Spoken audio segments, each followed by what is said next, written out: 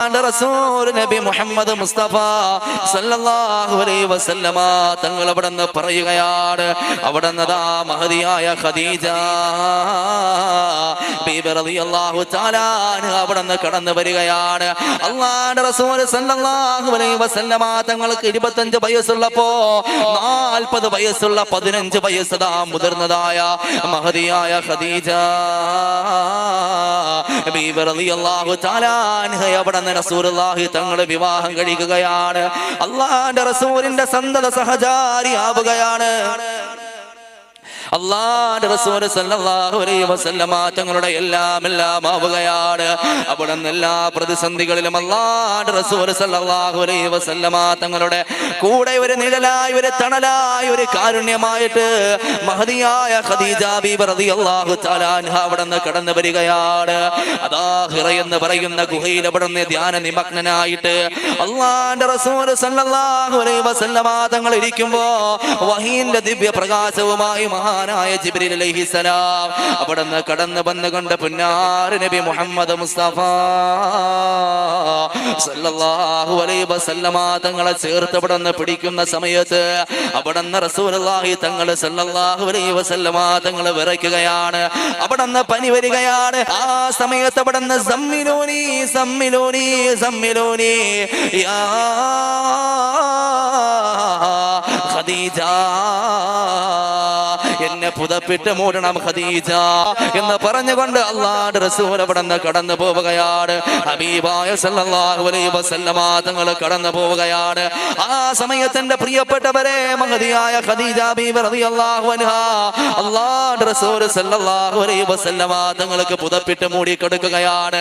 അവിടെയും ആശ്വാസത്തിന്റെ കൈനീട്ടമാവുകയാണ്. അവസാന മക്ക മുശ്രിക്കീങ്ങൾ അല്ലാഹുവിന്റെ റസൂൽ സല്ലല്ലാഹു അലൈഹി വസല്ലമ തങ്ങളെയും അവിടുന്ന് വേദനിപ്പിച്ചപ്പോഴല്ലാ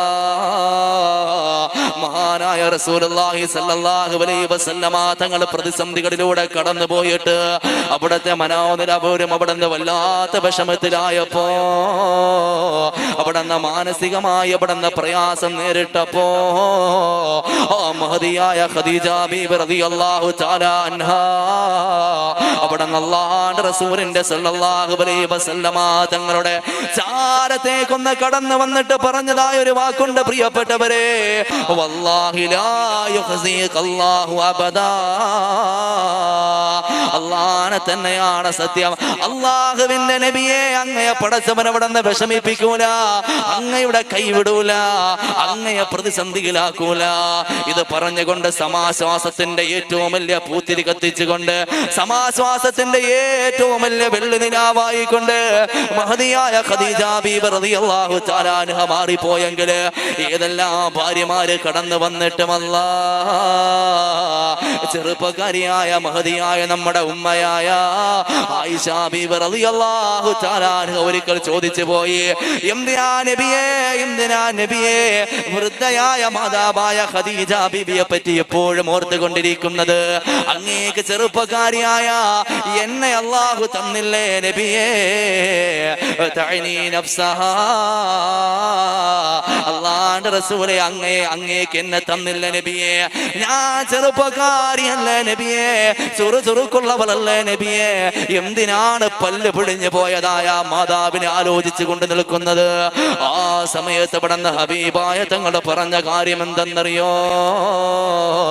ഇന്ന് 20 വയസ്സായവരെ, കല്യാണം കഴിഞ്ഞ് 5 വർഷം കഴിഞ്ഞവരെ, 6 വർഷം കഴിഞ്ഞവരെ, 10 വർഷം കഴിഞ്ഞവരെ, 1 മാസം കഴിയുന്നത് വരെ സ്നേഹബന്ധം നിലനിർത്തിയിട്ട് 2 മാസം കഴിയുമ്പോൾ അവിടെ നിന്ന് കാണുമ്പോ പോലും അറപ്പാകുന്നവരെ, അവളെ ഒന്ന് തൊലാക്ക് ചൊല്ലിയാൽ മതി ഉസ്താദെ എന്ന് പറഞ്ഞു കടന്നു വരുന്നവരെ, ഈ മനുഷ്യന്റെ കൂടെ ജീവിച്ചിട്ട് അവിടെ നിന്ന് എനിക്ക് മതിയായി ഉസ്താദ്, ഇവരെ കൂടെ എനിക്ക് ജീവിക്കാൻ കഴിയൂല എന്ന് പറയുന്നവരെ, ഭർത്താവിനെ കുറ്റം പറയുന്ന പെങ്ങളെ, ഭാര്യയെ കുറ്റം പറയുന്ന ചെറുപ്പക്കാരാ, അല്ലാഹുവിന്റെ റസൂൽ ആ സമയത്ത് ആയിഷ ബീബി എന്ന് പറയുന്ന ചെറുപ്പക്കാരിയായ തന്റെ പ്രിയതമയോട് പറയുകയാണ്, ആയിഷ,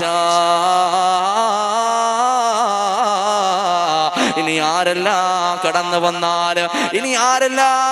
വന്നാലും ആയിഷ, എന്റെ ഖദീജയ്ക്ക് പകരമാകാൻ